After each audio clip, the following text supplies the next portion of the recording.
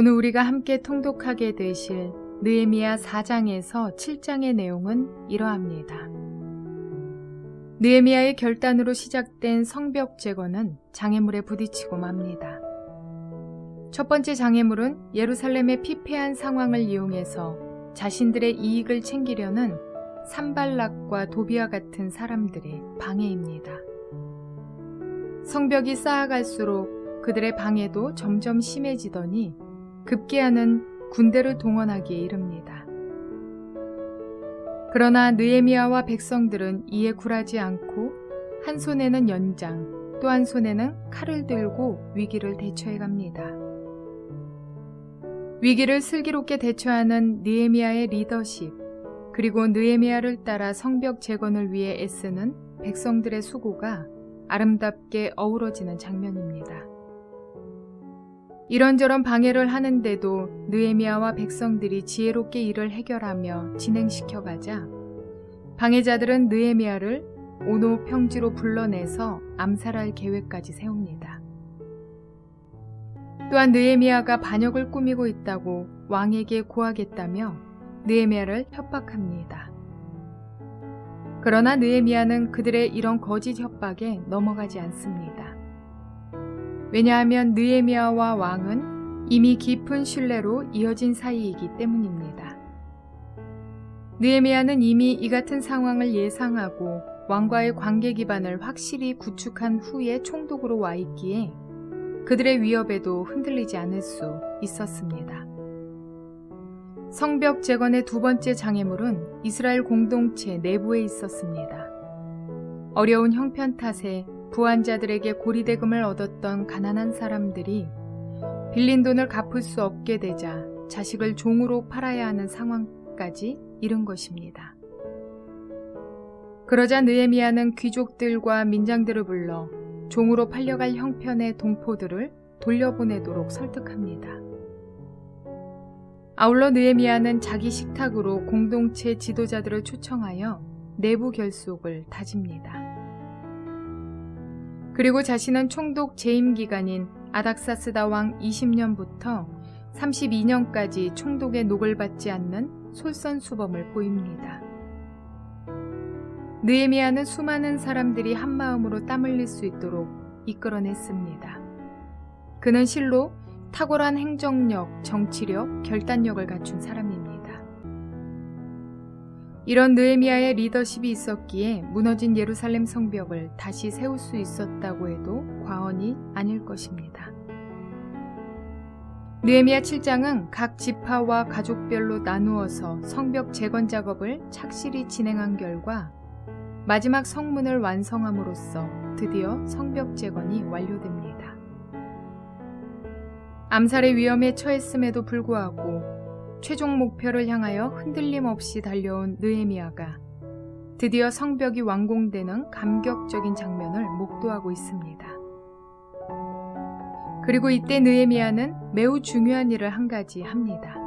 그것은 재건된 성의 적재적소에 지도자를 세우는 일과 예루살렘 백성들의 인구를 조사하는 일이었습니다.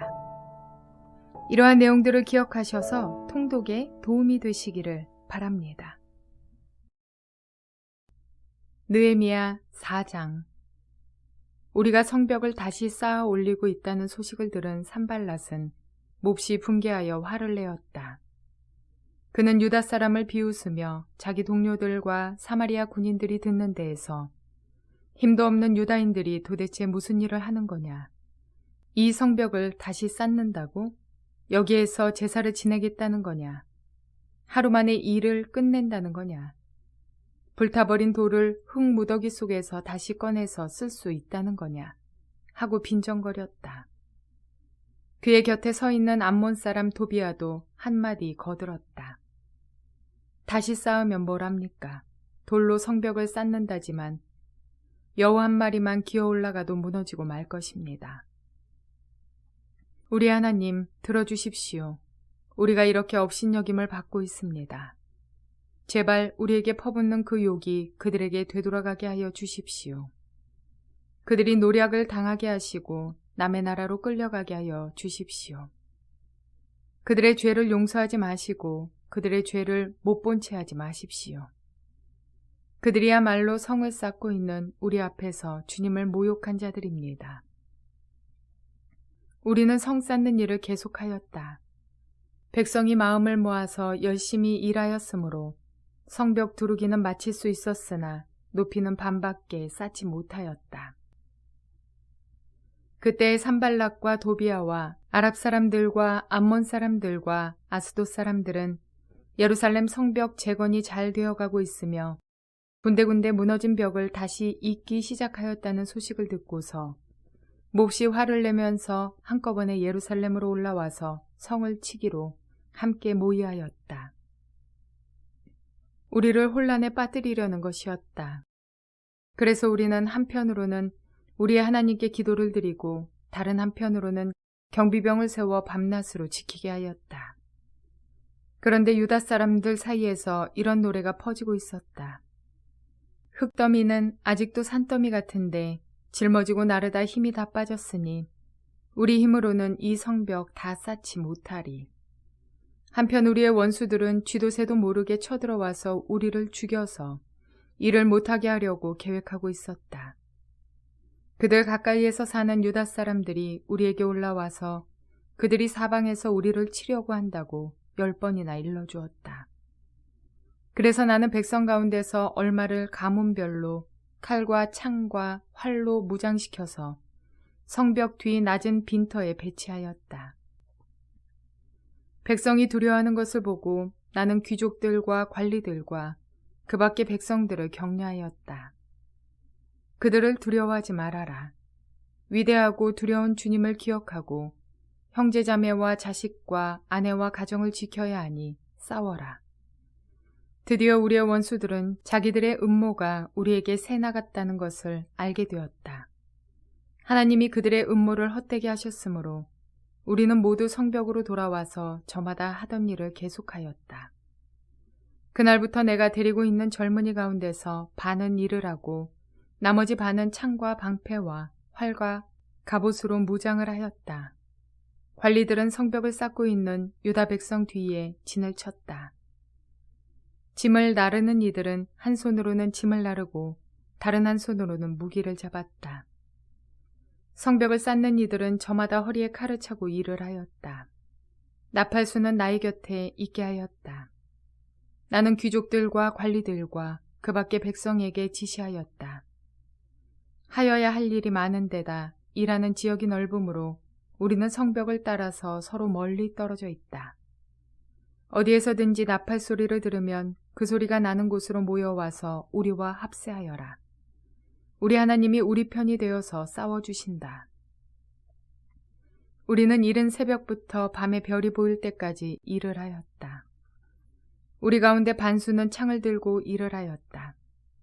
이 기간에 나는 또 백성에게 명령하였다. 밤에는 저마다 자기가 데리고 있는 부하들과 함께 예루살렘 성 안으로 들어와 묵으면서 경계를 서고 낮에는 일을 하여라. 나도 나의 형제들도 내가 데리고 있는 젊은이들도 나를 따르는 경비병들도 우리 가운데 어느 누구도 옷을 벗지 않았으며 물을 길러갈 때에도 무기를 들고 다녔다. 느헤미야 5장. 백성 사이에서 유다인 동포를 원망하는 소리가 크게 일고 있다. 부인들이 더 아우성이다. 더러는 이렇게 울부짖었다. 우리 아들, 딸들, 거기에다 우리까지 이렇게 식구가 많으니 입에 풀칠이라도 하고 살아가려면 곡식이라도 가져오자. 또 어떤 이들은 이렇게 울부짖는다. 배가 고파서 곡식을 얻느라고 우리는 밭도 포도원도 집도 다 잡혔다. 또 어떤 이들은 이렇게 외친다. 우리는 왕에게 세금을 낼 돈이 없어서 밭과 포도원을 잡히고 돈을 꾸어야만 했다. 또 더러는 이렇게 탄식한다. 우리의 몸이라고 해서 유다인 동포들의 몸과 무엇이 다르냐? 우리의 자식이라고 해서 그들의 자식과 무엇이 다르단 말이냐? 그런데도 우리가 아들, 딸을 종으로 팔아야 하다니 우리의 딸 가운데는 벌써 노예가 된 아이들도 있는데 밭과 포도원이 다 남의 것이 되어서 우리는 어떻게 손을 쓸 수도 없다. 그들의 울부짖음과 탄식을 듣고 보니 나 또한 치밀어 오르는 분노를 참을 수가 없다. 나는 그들이 울부짖는 내용을 신중하게 살핀 다음에 귀족들과 관리들에게 어찌하여 같은 결의끼리 돈놀이를 하느냐고 호되게 나무랐다. 이 문제를 다루어야 하였기에 나는 대회를 열고서 귀족들과 관리들에게 말하였다. 우리는 이방 사람들에게 팔려서 종이 된 유다인 동포를 애써 몸값을 치르고 데려왔소. 그런데 지금 당신들은 동포를 또 팔고 있소. 이제 우리더러 그들을 다시 사오라는 말이요. 이렇게 말하였으나 그들 가운데 대답하는 사람이 아무도 없다. 그들에게도 할 말이 없을 것이다. 내가 말을 계속하였다. 당신들이 한 처사는 옳지 않습니다. 이방인 원수들에게 웃음거리가 되지 않으려거든 하나님을 두려워하면서 살아야 합니다. 나도 나의 친족도 그리고 내 아랫사람들도 백성에게 돈과 곡식을 구워주고 있습니다. 제발 이제부터는 백성에게서 이자 받는 것을 그만둡시다. 그러니 당신들도 밭과 포도원과 올리브 밭과 집을 오늘 당장 다 돌려주십시오. 돈과 곡식과 새 포도주와 올리브 기름을 구워주고서 받는 비싼 이자도 당장 돌려주십시오. 그들은 대답하였다. 모두 돌려주겠습니다. 그들에게서 아무것도 받지 않겠습니다. 말씀하신 대로 다 하겠습니다. 나는 곧 제사장들을 불러 모으고 그 자리에서 귀족들과 관리들에게 자기들이 약속한 것을 서약하게 하였다. 나는 또 나의 주머니를 털어보이면서 말하였다. 이 서약을 지키지 않는 사람은 하나님이 그 집과 재산을 이렇게 다 털어버리실 것입니다. 그런 자는 털리고 털려서 마침내 빈 털터리가 되고 말 것입니다. 내가 이렇게 말하자 거기에 모인 모든 사람이 아멘하며 주님을 찬양하였다. 백성은 약속을 지켰다. 나는 아닥사스다 왕 20년에 유다 땅 총독으로 임명을 받아서 아닥사스다 왕 32년까지 12년 동안 총독으로 있었지만 나와 나의 친척들은 내가 총독으로서 받아야 할 녹의 혜택을 받지 않았다. 그런데 나보다 먼저 총독을 지낸 이들은 백성에게 힘겨운 세금을 물리고 양식과 포도주와 그 밖에 하루에 은 40세겔씩을 백성에게서 거두어 들였다.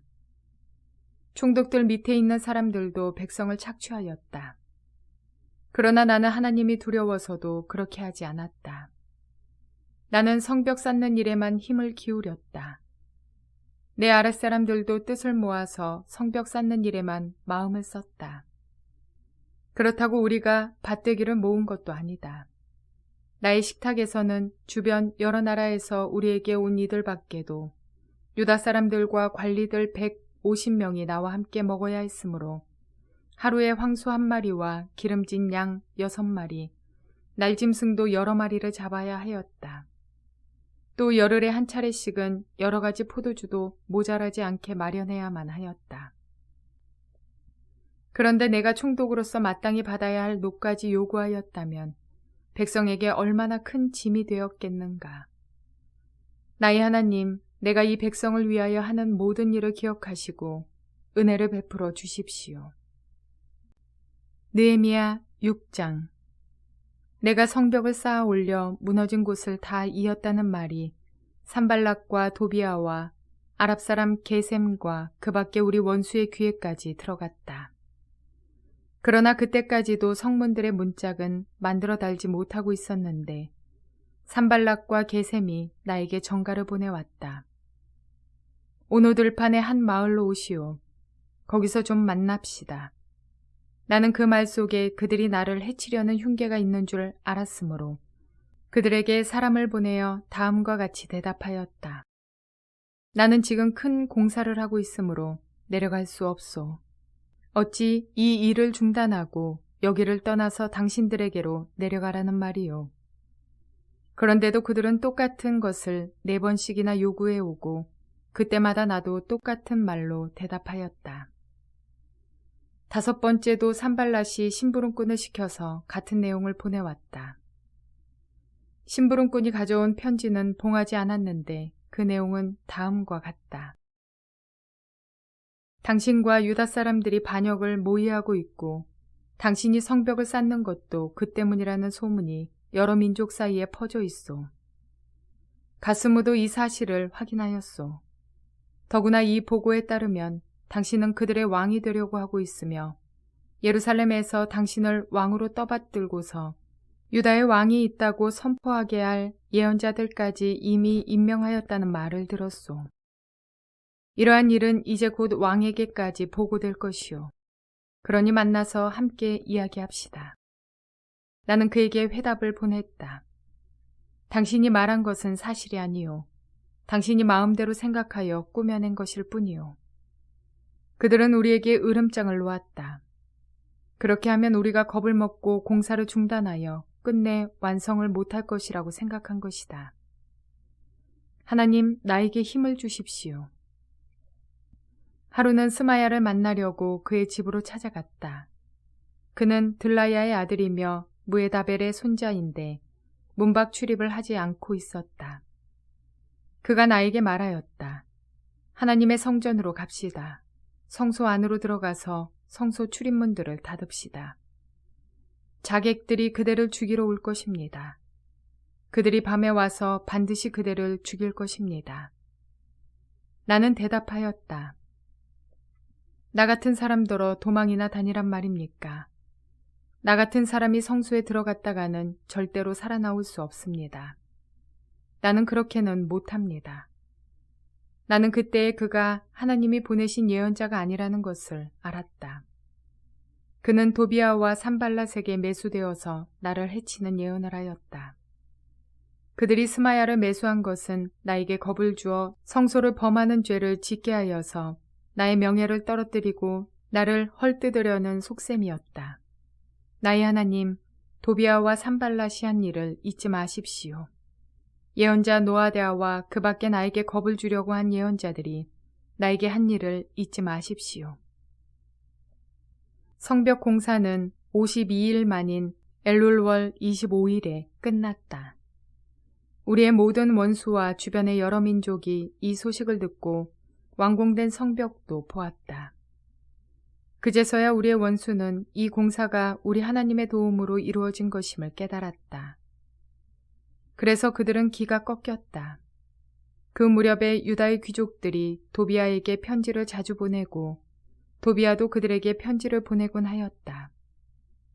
도비아는 아라의 아들인 스가냐의 사위인데다가 도비아의 아들 여호하난도 베레기야의 아들인 무슬람의 딸과 결혼하였으므로 유다에는 그와 동맹을 맺은 사람들이 많았다.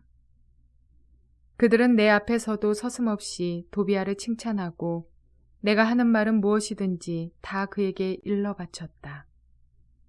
그래서 도비아는 나에게 협박 편지를 여러 통 보내서 위협하였다. 느헤미야 7장.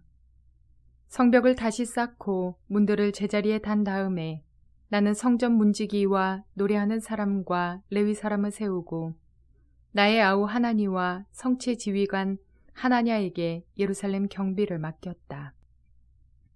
하나냐는 진실한 사람이고 남다르게 하나님을 두려워하는 사람이었다. 나는 그들에게 일렀다. 해가 떠서 환해지기 전에는 예루살렘 성문들을 열지 말고 해가 아직 높이 있을 때에 성문들을 닫고 빗장을 지르도록 하시오. 예루살렘 성 사람들로 경비를 세우시오. 일부는 지정된 초소에서 일부는 자기들의 집 가까이에서 경비를 서게 하십시오. 성읍은 크고 넓으나 인구가 얼마 안 되고 제대로 지은 집도 얼마 없었다. 귀족들과 관리들과 일반 백성을 모아서 가족별로 등록시키도록 나의 하나님이 나의 마음을 감동시키셨다. 마침 나는 1차로 돌아온 사람들의 가족별 등록부를 찾았는데 거기에는 다음과 같이 적혀 있다. 바빌론 왕 느부갓네살에게 사로잡혀 바빌로니아로 끌려간 사람들 가운데서 많은 사람들이 바빌로니아 각 지방을 떠나 제 고향 땅 예루살렘과 유다로 돌아왔다. 그들은 수룹바벨과 예수아와 느헤미야와 아사랴와 라하메아와 나하마니와 모르드게와 빌산과 미스베렉과 비그웨와 느흠과 바하나가 돌아올 때에 함께 돌아왔다. 이스라엘 백성의 명단과 수는 다음과 같다.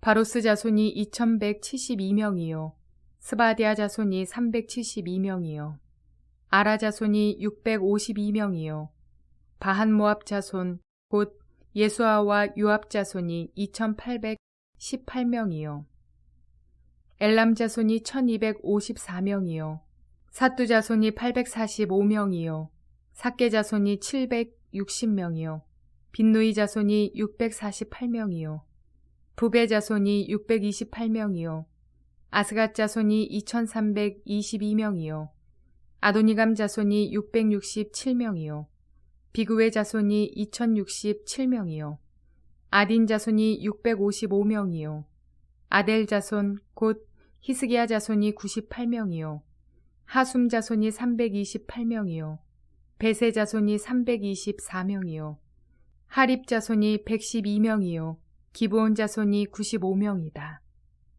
베들레헴 사람과 느도밭 사람이 188명이요 아나돗 사람이 128명이요 베다스마웻 사람이 42명이요 기럇여아림과 그리바와 부에롯 사람이 743명이요 라마와 게바 사람이 621명이요 믹마스 사람이 122명이요 베델과 아이 사람이 123명이요 느보의 다른 마을 사람이 52명이요 엘람의 다른 마을 사람이 1254명이요 하림 사람이 320명이요 여리고 사람이 345명이요 로드와 하딧과 오노 사람이 721명이요 스아나 사람이 3930명이다. 제사장은 예수아 집안 여다야 자손이 973명이요 임멜 자손이 1052명이요 바수울 자손이 1247명이요 하림 자손이 1017명이다. 레위 사람은 호드야의 자손들인 예수아와 간미엘 자손이 74명이요 노래하는 사람은 아삽 자손이 148명이요 성전 문지기는 살룸 자손과 아델 자손과 달문 자손과 악굽 자손과 하디다 자손과 소베 자손인데 138명이다. 성전 막일꾼은 시아 자손과 하수바 자손과 답바옷 자손과 게로스 자손과 시아 자손과 바돈 자손과 르바나 자손과 하가바 자손과 살메 자손과 하난 자손과 깃델 자손과 가할 자손과 르아야 자손과 르신 자손과 느고다 자손과 갓삼 자손과 우사 자손과 바세야 자손과 베세 자손과 무우님 자손과 느비스심 자손과 박북 자손과 하그바 자손과 하룰 자손과 바슬릿 자손과 무히다 자손과 하르사 자손과 바르고스 자손과 시스라 자손과 데마 자손과 느시아 자손과 하디바 자손이다. 솔로몬을 섬기던 종들의 자손은 소대 자손과 소베렛 자손과 브리다 자손과 야알라 자손과 다르곤 자손과 깃델 자손과 스바디아 자손과 핫딜 자손과 보게렛 하스바임 자손과 아몬 자손이다. 이상 성전 막일꾼과 솔로몬을 섬기던 종의 자손은 모두 392명이다. 이 밖에 델멜라와 데라르사와 그룹과 앗돈과 임멜 등 여러 곳에서 사람들이 왔지만 가문이 밝혀지지 않아서 그들이 이스라엘의 자손인지 아닌지는 알 길이 없었다. 그들은 들라야 자손과 도비야 자손과 느고다 자손인데 모두 642명이다. 제사장 가문 가운데는 호바야 자손과 하코스 자손과 바르실레 자손도 있는데 이들 가운데서 바르실레는 길르앗 지방 사람인 바르실레 집안으로 장가를 들어서 장인의 이름을 이어받은 사람이다. 족보를 뒤져보았지만 그들은 그 조상이 확인되지 않았으므로 제사장 직분을 맡기에는 적합하지 않다고 생각해서 그 직분을 맡지 못하게 하였다. 유다 총독은 그들에게 우림과 둠밈을 가지고 판결을 내릴 제사장이 나타날 때까지는 가장 거룩한 음식은 먹지 말라고 명령하였다. 돌아온 회중의 수는 모두 42,360명이다. 그들이 부리던 남녀 종이 7,337명이요. 그 밖에 노래하는 남녀가 245명이다. 또 말이 736마리요. 노새가 245마리요. 낙타가 435마리요. 나귀가 6,720마리이다. 가문의 우두머리 가운데는 건축기금을 내놓는 사람들이 있었다. 총독도 금 1,000다릭과 쟁반 50개와 제사장 예복 530벌을 창고에 들여놓았다. 각 가문의 우두머리들이 공사를 위하여 창고에 바친 것은 금이 20,000다릭이요 은이 2,200만회였다. 나머지 백성이 바친 것은 금이 20,000다릭이요 은이 2,000만회요. 제사장의 예복이 67벌이다. 제사장들과 레위 사람들과 성전 문지기들과 노래하는 사람들과 백성 가운데 일부와 성전 막일꾼들과 나머지 이스라엘 사람들은 저마다 고향에 자리를 잡았다. 이스라엘 자손이 그렇게 여러 마을에 흩어져서 살고 있었다. 7째 달이 되었을 때에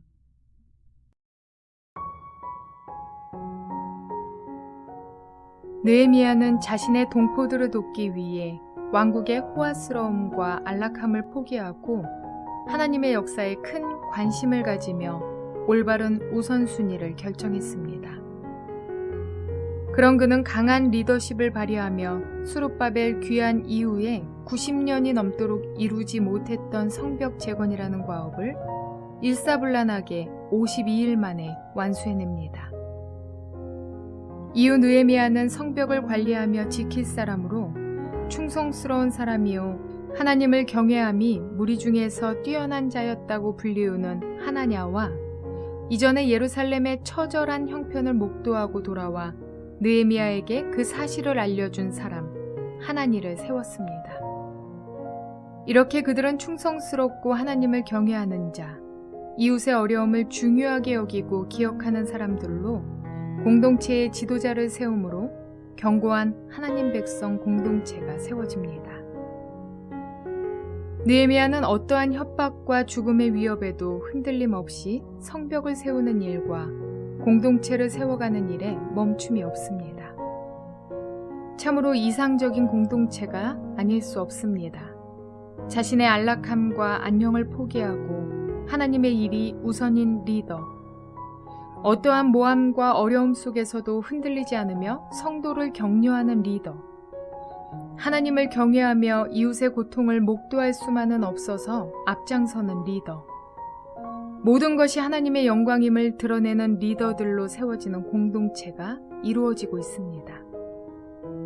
교회의 리더는 물론이요, 모든 성도가 이러한 마음을 갖게 되시기를 바랍니다. 이러한 삶을 살아내며 주님과 함께 온전한 공동체를 이루어가는 저와 여러분 모두가 되시기를 주님의 이름으로 축원을 드립니다.